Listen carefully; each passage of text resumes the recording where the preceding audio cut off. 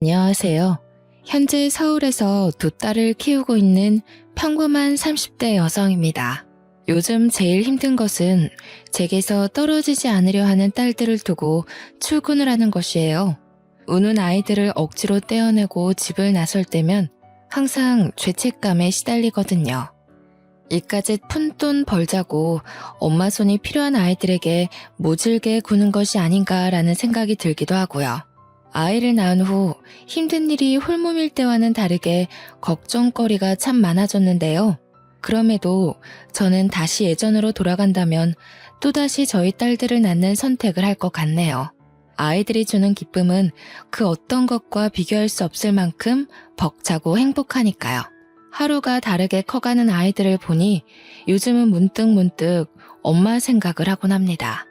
예전에는 어린 동생과 저를 놓고 집을 나간 엄마를 원망하곤 했는데요. 두 딸을 낳은 지금 돌이켜보니 피덩이 같은 자식들을 두고 갔을 어머니의 마음에 얼마나 큰 멍이 들었을지를 생각하니 가슴이 먹먹해지곤 하네요. 그래서 오늘 여러분들에게 어머니에 관한 저의 사연을 들려드리기로 결심하였어요. 이제는 가슴에 묻어두었던 어머니의 이야기를 훌훌 털어버려야겠다는 생각이 들었거든요. 그럼 지금부터 귀를 기울여 저의 이야기에 집중해 주시기 바라겠습니다. 저는 외과 의사로 일하시는 아버지 덕분에 제법 풍족한 유년 시절을 보냈어요. 대학병원에서 근무하시는 아버지께서는 밤낮을 가리지 않고 병원에 불려 나가기 일쑤였는데요. 그럼에도 아버지는 휴일만 되면 가족과 함께 시간을 보내려고 노력을 하셨어요. 이런 아버지의 노력 덕분에 저희 가족은 언제나 화목할 수 있었고요. 어머니 또한 아버지에게 잘해드리려 참 많은 노력을 하셨어요.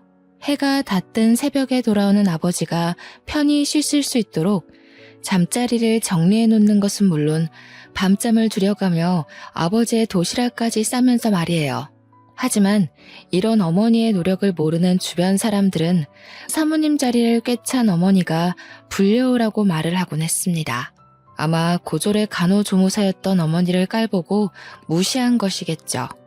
그리고 어머니를 못마땅해 하는 사람 중 으뜸은 바로 친할머니였어요. 툭하면 집에 찾아오는 친할머니는 마음에 내키지 않는 일만 생기면 고아의 복도 없는 어머니가 시집을 온 탓에 일이 잘 안 풀리는 거라는 억지를 부리곤 하셨죠.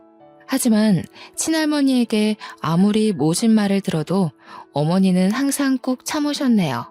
못 배우고 부족한 주제에 완벽한 남편을 만났으니 이 정도 대가는 치러야 한다면서요. 그렇다고 아버지가 중간에서 가만히 있었던 것은 아니었어요. 아버지는 언제나 친할머니의 어머니 사이에서 중재자 역할을 하며 두 분의 사이를 좁히기 위해 무던히도 애를 쓰셨고요. 하지만 이런 아버지의 노력은 친할머니 앞에서는 별 쓸모가 없는 듯 보였습니다. 친할머니는 그냥 어머니의 존재 자체만으로도 치가 떨린다는 식으로 구셨거든요.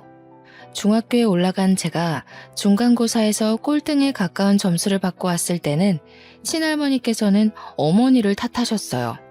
머리 좋아 의사까지 된 우리 아들 밑에서 나온 애가 성적이 이 모양이라니. 아이고 내가 미치겠다 미치겠어. 애비가 아무리 똑똑하면 뭐하나. 정작 애를 품고 있어야 할 애미는 이렇게 멍청한데. 네 배에서 나온 애가 공부도 제대로 못하는 돌대가리일 줄 알았으면 너 며느리로 안 들였다. 다음부터는 애 공부하는 것도 꼼꼼하게 신경 쓸 테니 너무 화내지는 마세요. 어머니 연세도 있으신데 언성 높이시면 몸에 안 좋으세요. 시엠이 몸 생각하는 게 애 성적을 이렇게 받게 해? 너 같은 성에 차지도 않는 반푼이가 우리 집에 기어 들어오지만 않았어도 아마 10년은 더 장수했을 거다. 공부도 머리가 받쳐줘야 하는 거지. 아휴. 대대로 의사만 나온 집안에서 이딴 점수를 받아오다니 아주 가문의 수치가 따로 없구나. 딱 봐도 공부의 소질은커녕 가능성도 없어 보이니 네 딸도 대학 보낼 거 없이 고등학교만 졸업시키고 취업을 시키던 시집을 보내던 해라. 어머니의 잘못이 아닌 제가 공부를 안 해서라고 변명을 해보았지만 친할머니는 이미 어머니가 고졸인 탓에 제 성적이 좋지 않다고 결론을 내린 모양이었어요. 그 후 친할머니는 매번 집에 들릴 때마다 성적 이야기를 물어보며 어머니가 고졸인 것을 탓하셨습니다. 그런 일이 반복되자 꼭 성적을 잘 받아서 할머니의 코를 납작하게 해줘야겠다는 오기가 생기더군요. 그래서 이를 물고 악착같이 공부를 하기 시작한 것이고요. 다행히 노력은 배신하지 않는다는 말처럼 성적은 수직 상승하였고 어느 순간 보니 저의 성적은 전교권에 도달해 있었죠. 전교 1등을 하고 제일 좋았던 것은 더 이상 친할머니께서 성적 이야기가 나오면 어머니에게 시비를 걸지 않는다는 거였어요. 하지만 친할머니는 생각보다 더 독하고 악독한 사람이었죠. 성적이 오른 후 어머니에게 타박할 것이 사라지자 친할머니는 다른 방법으로 어머니를 괴롭히기 시작했거든요. 정정하시던 할아버지가 쓰러지신 후 집안의 분위기는 뒤숭숭하다 못해 침울하기 그지없었는데요. 할아버지의 병실에 방문한 날 친할머니께서는 어머니와 아버지를 앉혀놓고 충격적인 말을 꺼내셨습니다. 에휴, 우리 영감, 눈 감으면 집안에 돈 관리할 사람이 없는데 이 일을 어쩌면 좋을지 모르겠구나. 이럴 때 우리 아들을 꼭 닮은 똘똘한 손주 녀석이라도 한 명이 있었으면 마음이 놓였을 텐데. 아무리 우리 아들씨가 좋다고 해도 머리가 든 것도 없는 멍청한 애미에 빌려서 나온 손주 녀석 머리가 좋을 리 만무한데 아주 걱정이구나. 어머니, 지연이도 있는데 왜 또 그런 말씀을 하세요? 제가 집사람 깎아내리는 말은 삼가해달라고 말씀드렸잖아요.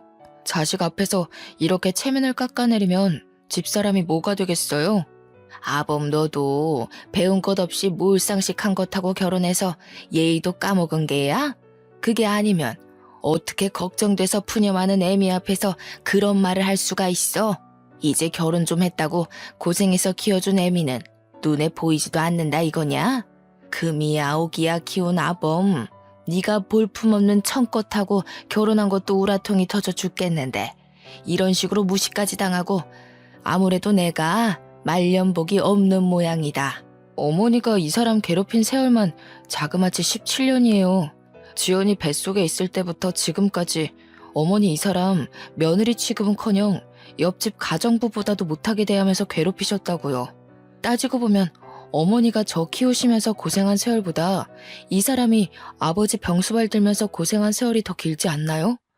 어머니가 춤바람 나서 아버지 모른 척하고 놀러 나갈 동안 간병인도 힘들다고 두 손 두 발 다 든 아버지 병간호한 사람이 이 사람이라고요. 아이고, 네가 저 청컷한테 홀려도 단단히 홀렸구나. 어디 키워준 애미 가슴에 대못 받고 저 멍청한 것이랑 어디 얼마나 잘 사는지 두고 보자. 덧붙여 친할머니께서는 이혼을 하지 않는 이상 할아버지가 남기신 모든 재산을 사회에 환원해버리겠다고 으름장까지 놓으셨어요. 그 말을 들은 아버지께서는 그까짓 재산 안 받으면 그만이라며 친할머니와 절연을 선언한 후 집으로 돌아오셨고요. 하지만 아버지가 절연 선언을 하셨다고 어머니의 생활이 편해진 것은 아니었습니다. 친할머니께서는 아버지가 없는 시간에 맞춰 집으로 찾아오며 전보다 더 심하게 어머니를 괴롭히셨거든요. 남편까지 지 입맛대로 구워 삼고 맹탕인 줄 알았던 네가 이 시애미를 아주 제대로 가지고 놀았구나. 우리 대단하신 고졸 며느님 그동안 시퍼렇게 눈뜨고 있는 시애미 앞에서 발톱 숨기느라 얼마나 힘드셨을지 생각하니 내가 아주 눈물이 다 나는구나. 순진한 척 발밑으로 발톱 숨기고 있는 걸 알았으면 진작 그 발톱 기도 못벽에 깎아서 버렸을 텐데. 너도 나랑 입씨름하는 거 징글 맞을 테니 내가 본론만 얘기하마. 이제 그만 아범이랑 갈라서라. 가진 거 하나 없는 고아 주제에 지금까지 우리 아범 덕분에 사모님 소리 들으면서 호의호식했으면 이제 은혜를 갚아야지. 지연이도 있는데 이혼이라뇨. 어머니, 그게 무슨 말씀이세요? 쓸모도 없는 기집애 가지고 우리 아들 발목을 잡으려는 속셈인가 본데 어림도 없지. 이번에 중매쟁이한테 물어보니 서울의 땅이며 건물이며 싹 쓸어 모은 집 딸내미가 우리 아들이랑 만나보고 싶다더구나. 나는 이번에야말로 우리 아들한테 딱 어울리는 며느리 맞을 테니 너는 그 쓸모없는 딸년 데리고 집 나갈 준비나 해라. 친할머니께서는 거의 통보하다시피 어머니에게 이혼할 것을 강요하셨고 계속되는 친할머니의 괴롭힘에 결국 어머니는 아버지에게 모든 것을 털어놓으셨죠. 이야기를 듣고 속상해하시던 아버지께서는 직접 친할머니를 찾아갔고요. 집으로 돌아온 아버지께서는 집 비밀번호도 바꾸었으니 다시는 친할머니에게 문을 열어주지 말라고 어머니와 저에게 당부를 하셨는데요.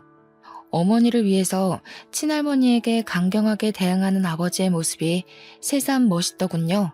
아무리 아내가 중요하다고 해도 낳아주고 키워준 어머니를 저버리는 건 쉬운 일이 아니잖아요. 아버지가 직접 나선 후 친할머니는 전처럼 집에 찾아오지도 어머니에게 전화를 하지도 않으셨습니다. 안정을 찾아서인지 어머니의 안색 또한 나날이 좋아졌고요. 그리고 평화로운 나날을 보내던 중 저희 가족에게는 좋은 소식이 들려오게 되었어요. 어머니께서 43살에 그토록 바라던 아들을 임신하게 된 것이었죠. 임신 사실을 안 날부터 안정기에 접어들 때까지 어머니께서는 모든 것을 조심하려고 애쓰셨어요. 안정기에 접어든 후에도 언제나 뱃속의 동생을 먼저 생각하기 위해 노력하셨고요. 2개월이 되던 날 어머니께서는 아버지에게 먼저 할머니 댁에 가자고 제안을 하셨는데요. 아버지께서는 극구 반대를 하셨어요. 작은 것 하나에도 꼬투리를 잡아 어머니를 괴롭히시는 친할머니의 성정을 그 누구보다 아셨거든요.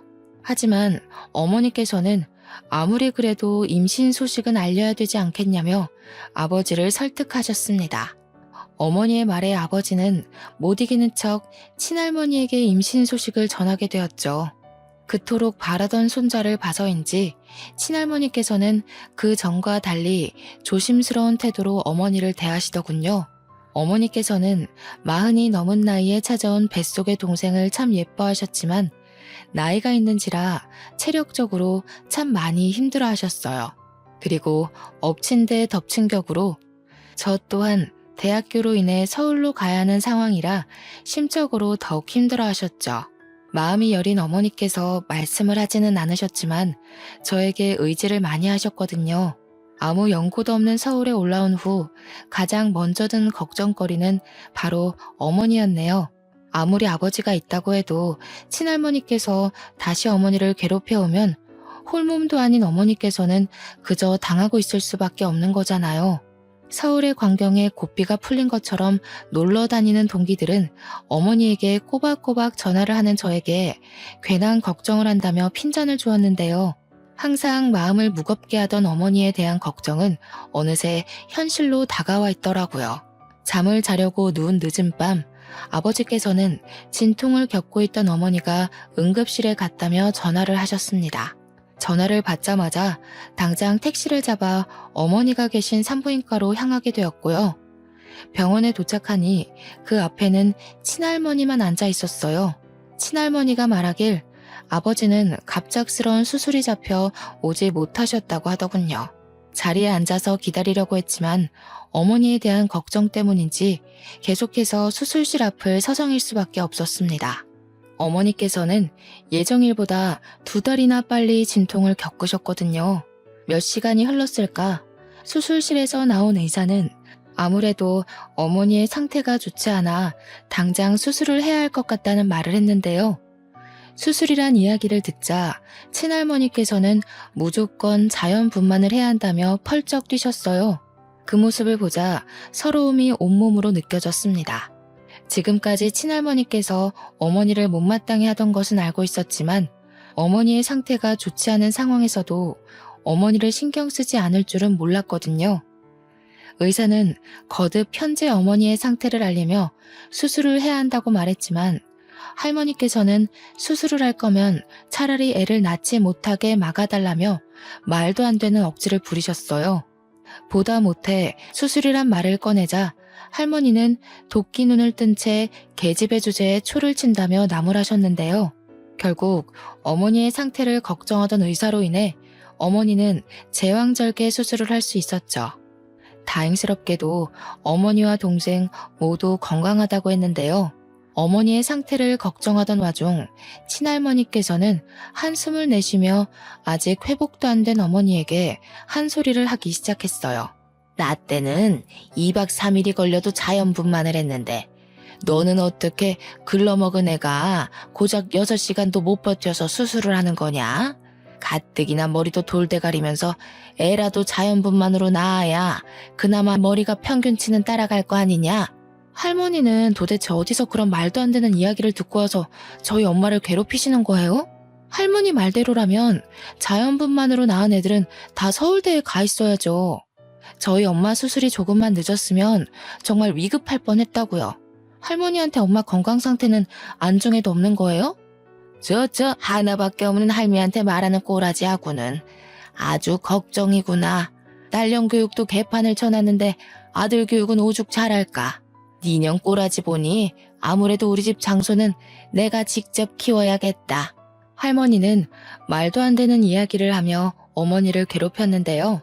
수술이 끝난 후 뒤늦게 산부인과에 도착한 아버지께서는 아무 말도 없이 친할머니를 병실에서 내보내셨습니다. 아직 마취가 깨지 않은 어머니께서 충분히 휴식을 취해야 한다면서요. 아버지께서는 수술로 인해 어머니의 곁을 지키지 못한 자신을 탓하며 어머니에게 사과를 하시라고요. 지금까지 바쁘다는 이유로 할머니에게서 제대로 지켜주지 못했다면서요. 어머니께서는 괜찮다고 말씀하셨지만 아버지께서는 친할머니에게 모진 말을 듣는 어머니가 안쓰러웠던 모양이었어요.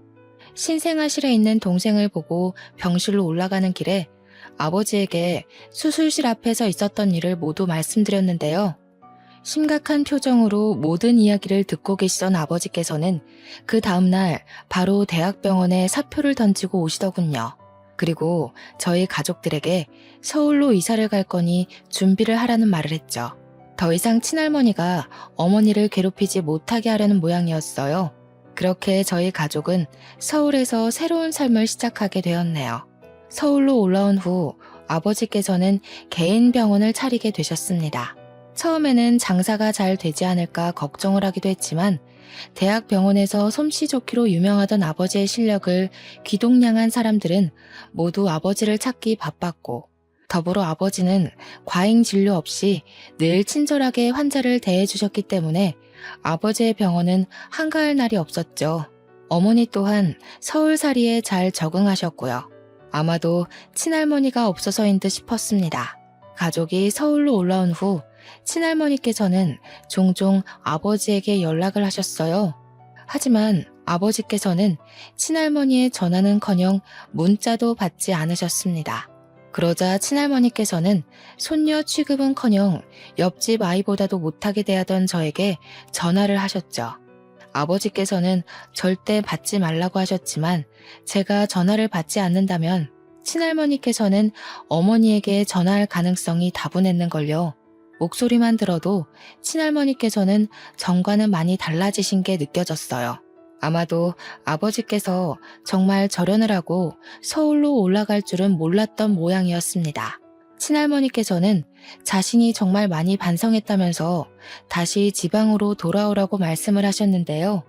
어머니뿐만 아니라 아버지 또한 서울 생활에 만족을 하고 있었기에 절대 내려갈 생각이 없다고 말을 하게 되었죠.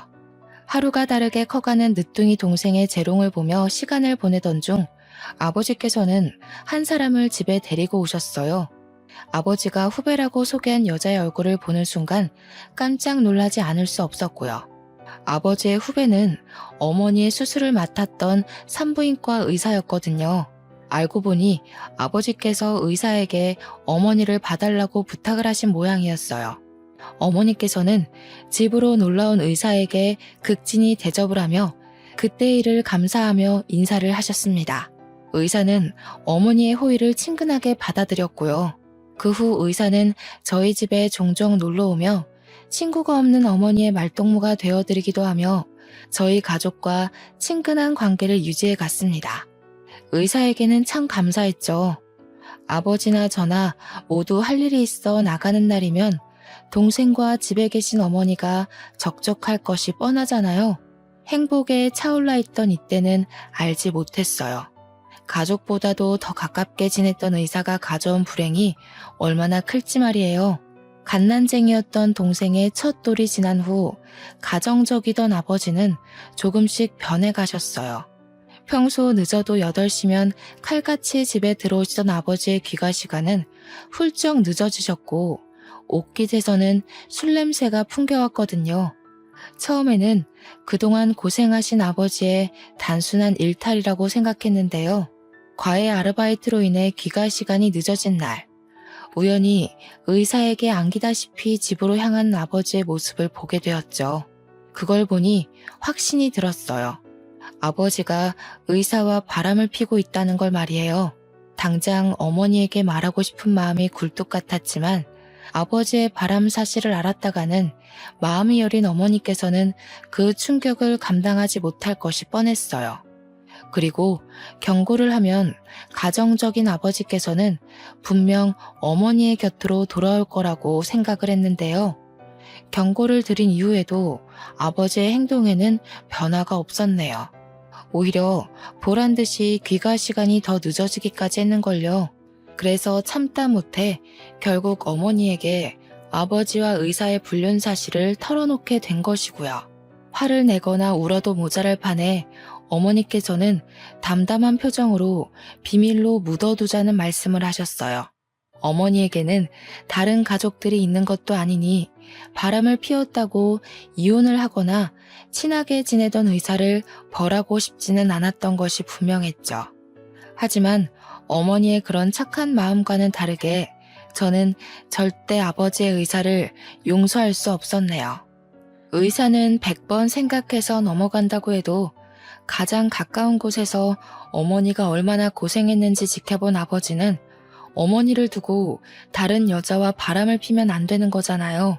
하물며 모르는 사람도 아닌 가족과 친밀하게 지내던 의사와 눈이 맞다뇨.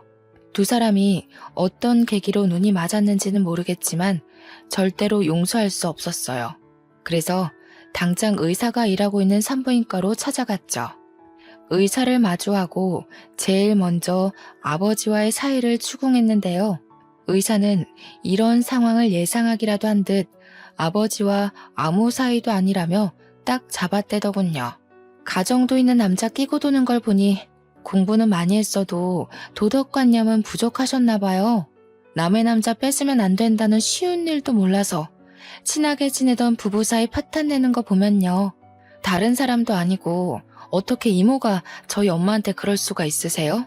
저희 엄마 지난 수십 년 동안 할머니한테 시집살이 당하다가 이제 안정 찾으셨어요. 엄마가 얼마나 시집살이를 심하게 당했는지 수술실 앞에서 할머니 행동 보셨으니 이모도 잘 아실 거 아니에요. 선배랑 같이 몇 번 술 먹은 건 사실이지만 네가 생각하는 그런 사이 아니니까 오해하지는 않았으면 좋겠어. 그래도 오해할 만한 행동한 건 내 잘못이니까 너랑 언니한테 사과는 할게. 가정 있고 가정 있는 남자랑 밤 늦게 술 먹는 건 오해할 만한 행동이 아니라 그냥 바람난 거예요. 배울 만큼 배우신 분이 그걸 모르세요? 제가 이모 병원에 찾아온 게 이번이 마지막 일이었으면 좋겠으니 그냥 솔직하게 말씀드릴게요. 앞으로는 사적이던 공적이던 저희 아빠 만나지 마세요. 저희 집에 오지도 마시고요. 의사에게 경고를 하고 나오는데 손발이 다 떨리더군요. 의사가 아버지와 아무 사이가 아니었다고 딱 잡아뗄 줄은 몰랐거든요. 아버지와 불륜을 저질렀으면서도 뻔뻔하게 딱 잡아떼던 의사의 모습은 오랫동안 잊혀지지 않고 문득문득 떠오르며 머릿속을 어지럽게 했어요. 이런 일을 겪다 보니 마음 여린 어머니가 뻔뻔하게 그지없는 의사를 상대하지 않은 것이 참 다행이라는 생각이 들었죠. 그래도 최소한의 양심은 있었는지 의사는 그 후 아버지를 만나지 않은 듯 했습니다. 다시 집으로 돌아오신 아버지께서는 전처럼 가정적인 아버지의 역할에 충실하셨어요. 화목해 보이는 가족의 모습을 보며 드디어 우리 가족의 곁에도 행복이 오랫동안 머물 공간이 생겼구나 생각하며 안도를 했죠.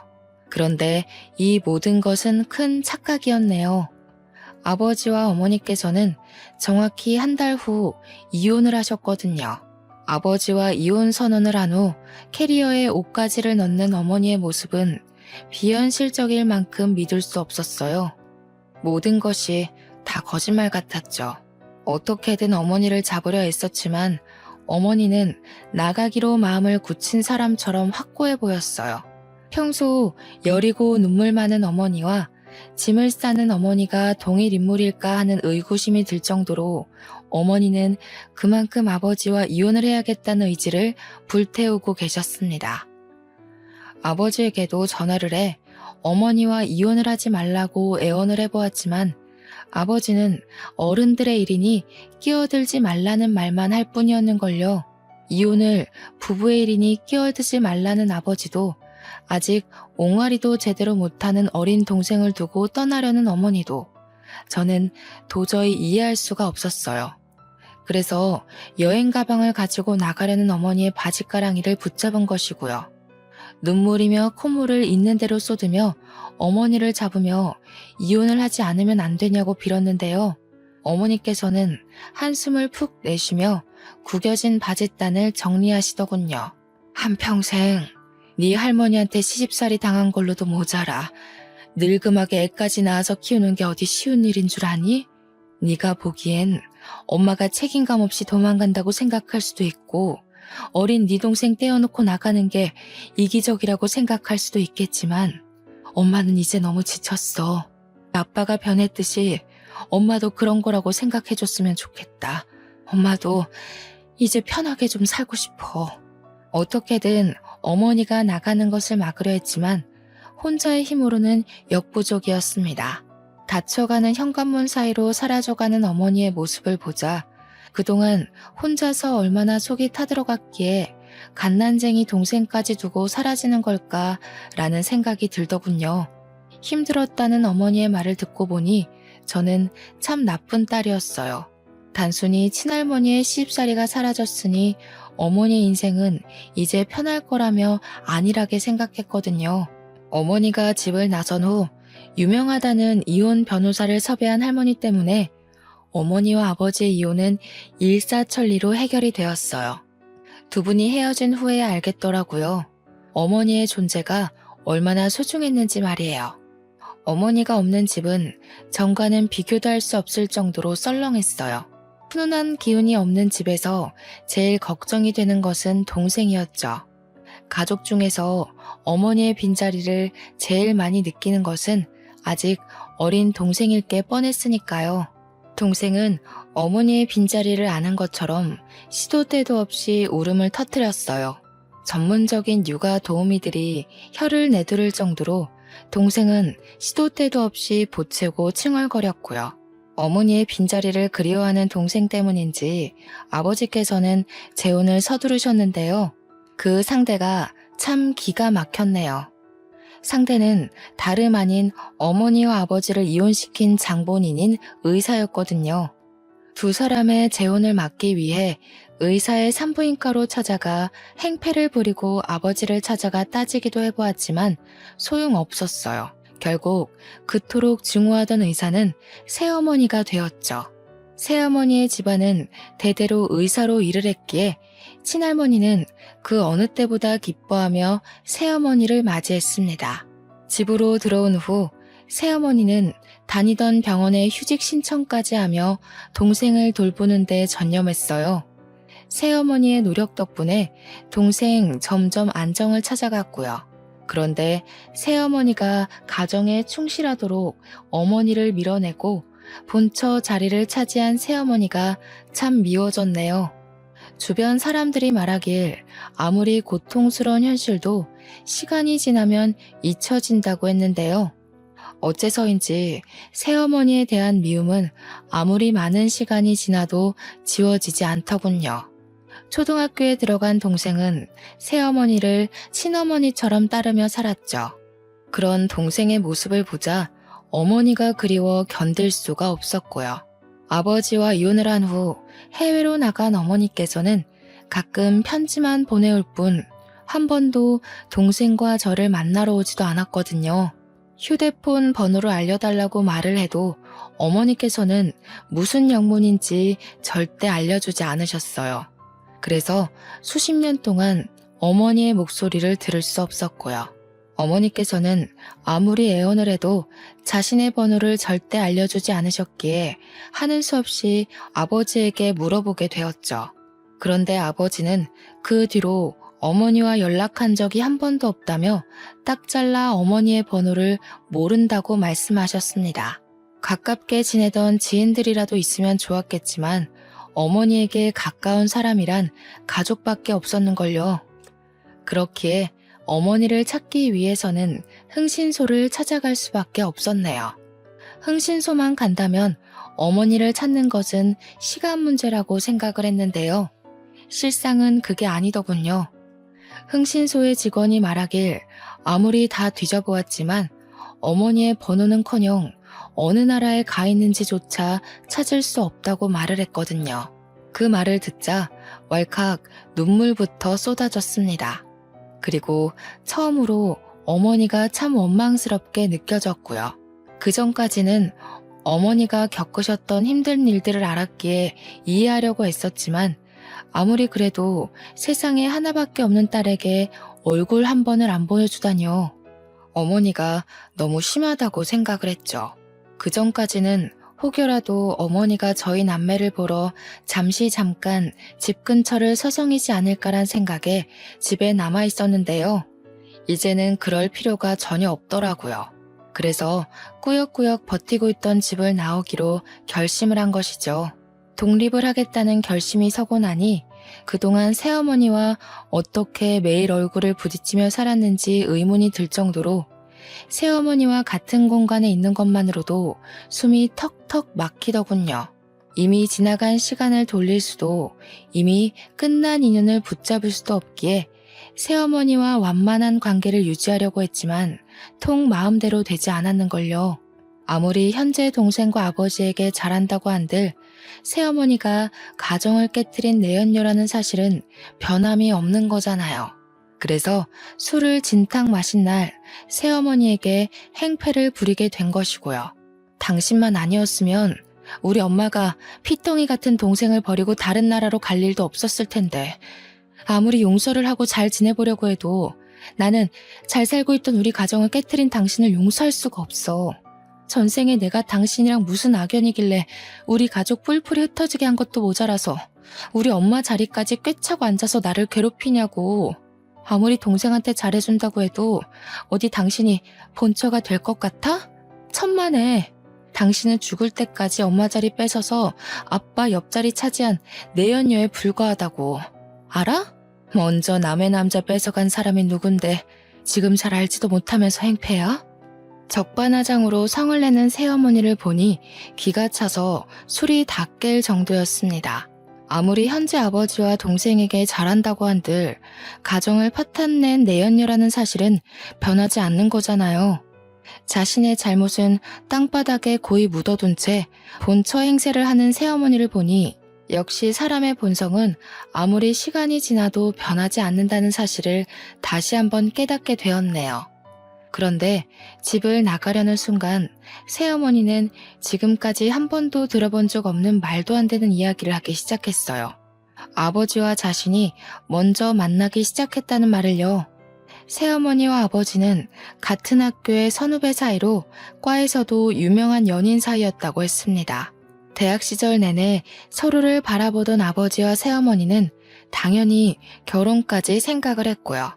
하지만 결혼을 약속한 후 아버지와 새어머니는 바쁜 환경 탓에 다툼을 했고 그로 인해 갈등의 골이 깊어져 헤어지기까지 했다고 해요. 그리고 잠시 헤어진 사이에 아버지께서는 어머니를 만나 연애를 했고 의도치 않게 뱃속에 재가 생겨 결혼을 서두르셨다네요. 이야기를 들은 후 어이가 없었어요. 어머니께서 두 사람의 사이를 갈라놓은 것도 아닌데 자신에게서 아버지를 빼앗아갔다는 표현을 쓰다니요. 고작 그런 일로 아버지와 바람 피운 것을 합리화하는 새어머니의 모습은 눈곱만큼 붙어있던 정도 떨어질 만큼 끔찍하게 느껴졌죠. 새어머니와의 말다툼이 있은 후 곧장 짐을 싸 이사를 하게 되었는데요. 아버지께서는 끝까지 아쉬워하시며 자취하는 것을 말리시더군요. 가족들을 두고 혼자서 살게 된다면 분명 외로울 거라면서요. 저 또한 처음에는 외로울까봐 걱정을 하게 되었는데요. 대학교 조교일과 논문 준비를 병행하며 바쁜 나날을 보내다 보니 외롭기는커녕 하루가 어떻게 지나갔는지조차 알 수 없었기에 외로움을 느낄 시간은 남아있지 않았습니다. 그렇게 피곤해 지쳐 잠든 나날이 계속되고 혼자라는 외로움이 찾아올 때쯤 저에게도 행복한 가정을 꾸릴 기회가 찾아오게 되었네요. 조교 일을 그만두고 시간 강사 일을 시작할 때쯤부터 어머니가 집을 나가는 악몽에 시달리게 되었는데요. 걱정을 해주던 친구는 한 정신과를 추천해 주더군요. 반신반의하면서 방문하게 된 정신과였지만 담당 의사는 편안하게 이야기를 들어주며 정신적인 위로 또한 해주려 노력을 하였어요. 마음속에 묻어두었던 이야기를 털어놓을 때면 의사는 한 번도 빠짐없이 이야기에 경청을 해주었고요. 진심으로 위로를 해주는 의사 덕분에 점차 악몽에 시달리는 일도 없게 되었기에 더 이상 정신과를 다니지 않아도 된다는 판단이 들어 정신과 상담을 종료하기로 결심했죠. 마지막 진료날 의사에게 진심으로 감사의 인사를 전하며 자리에서 일어나려고 했는데요. 의사는 쑥스러운 듯 자신의 번호가 적힌 메모지를 내밀며 마음을 표현하더군요.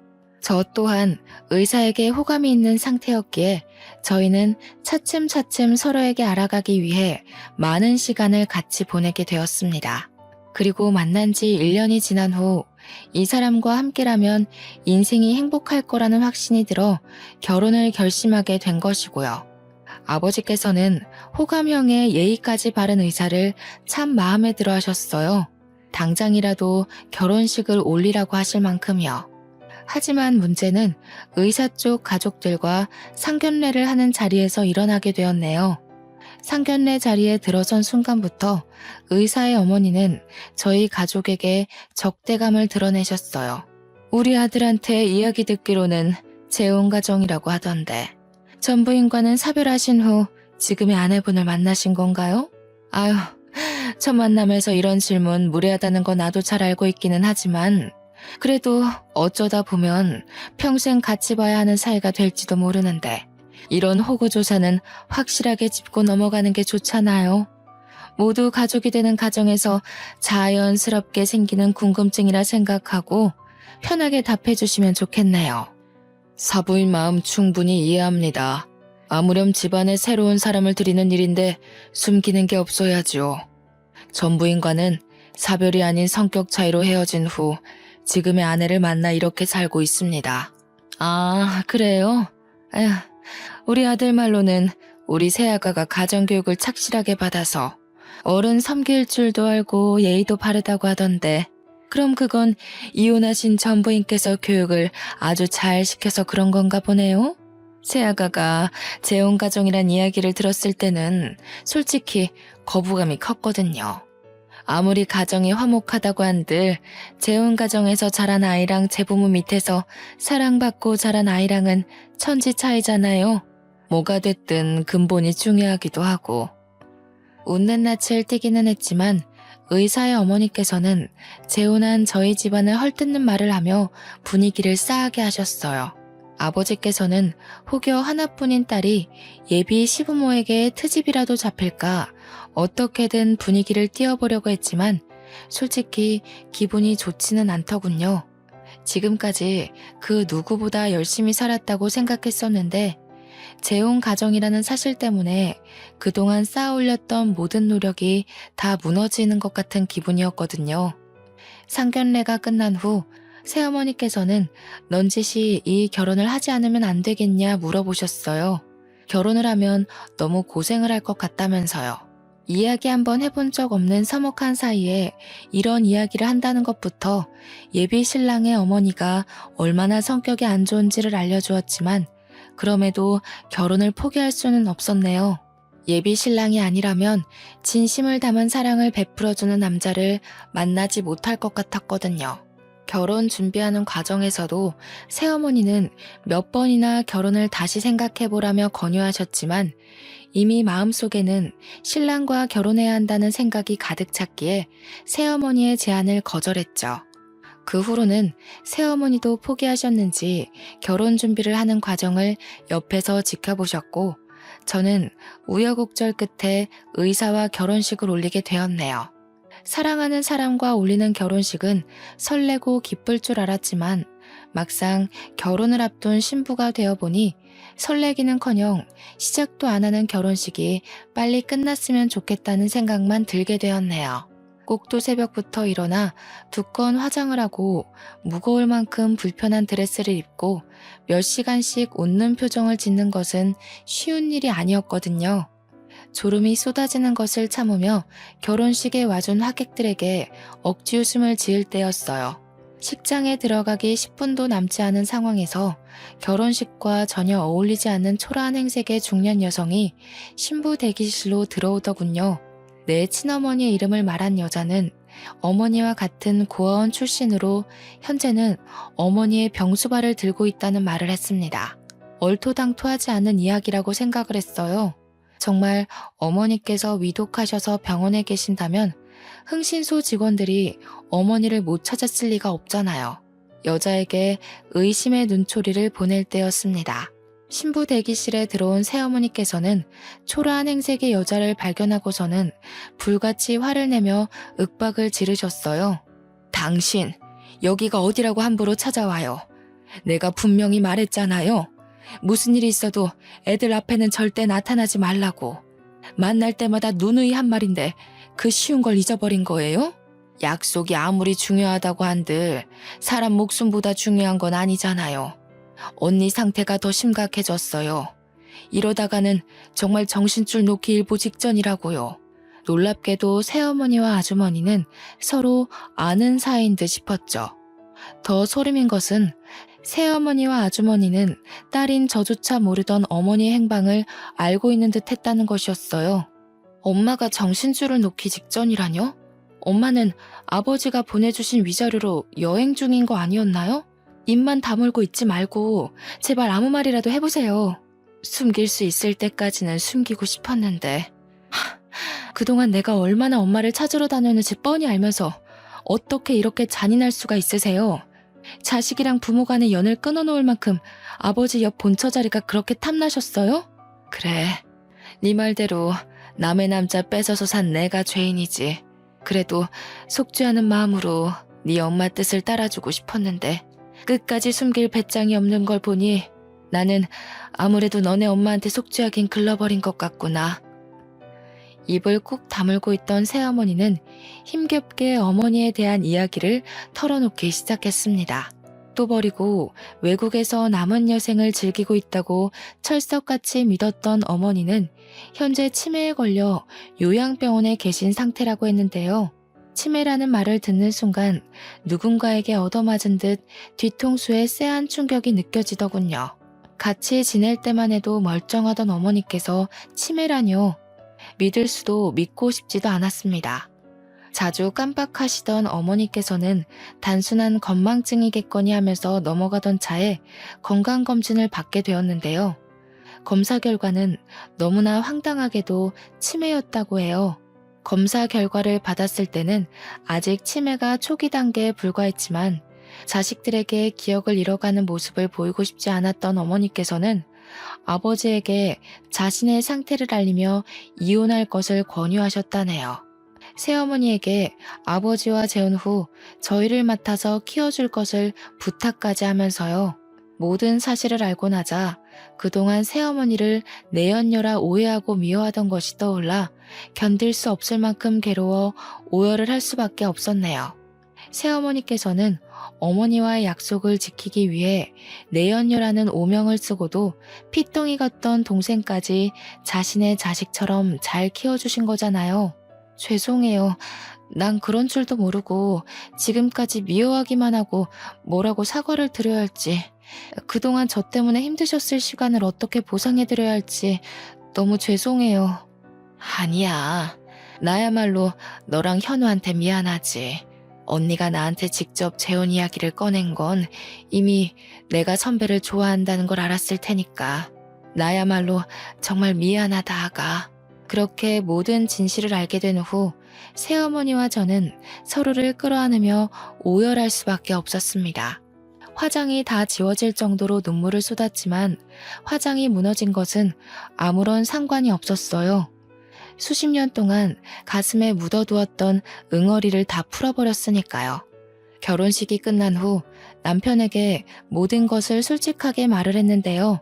이미 저의 사정을 알고 있던 남편은 오히려 지금이라도 모든 오해를 풀어 다행이라며 꼭 안아주었는걸요. 그 후 저희 가족은 모두 어머니를 보러 요양병원에 향했고요. 비록 치매에 걸린 어머니께서는 남편이었던 아버지도 딸이었던 저도 알아보지 못하셨습니다. 하지만 오랫동안 품고 있었던 어머니에 대한 그리움 때문인지 어머니를 보자마자 왈칵 눈물부터 나오게 되더군요. 요양보호사로서 옆에서 어머니를 간호해 주시던 아주머니께서 말씀하시길 새어머니께서는 한 달에 한 번 요양병원을 찾아와 어머니를 보살펴 주셨다고 했습니다. 아주머니의 말을 들으니 분명 늦기는 했지만 이제부터라도 새어머니에게 잘해드려야겠다고 생각을 하게 되었네요. 현재 저는 새어머니를 인생의 은인이라 생각하며 잘 지내고 있는 중이에요. 딸들 또한 인정이 많고 다정한 새어머니를 잘 따르고 있는 중이고요. 어머니께서는 이제 대소변도 가리지 못하실 만큼 온전하지 못한 정신을 가지고 계셨지만 그럼에도 새어머니께서는 한 달에 한 번 꼬박꼬박 어머니를 찾아가 상태를 살펴주셨습니다. 가족들을 한결같이 귀한 손님처럼 대접해주시는 새어머니는 참 대단한 것 같아요. 피 한 방울 섞이지 않은 남에게 꾸준한 정성을 쏟는다는 것이 쉬운 일은 아니잖아요. 평생에 걸쳐서 애를 쓴다고 해도 새어머니에게 받은 은혜를 다 갚기에는 모자라다는 생각을 하긴 하지만 그럼에도 저는 새어머니에게 받은 모든 것을 돌려드리기 위해 노력할 겁니다. 그럼 지금까지 길고 길었던 어머니에 관한 이야기를 들어주신 여러분들에게 감사 인사를 드리며 저의 사연은 이만 마치도록 할게요. 지금까지 사연을 들어주셔서 감사합니다.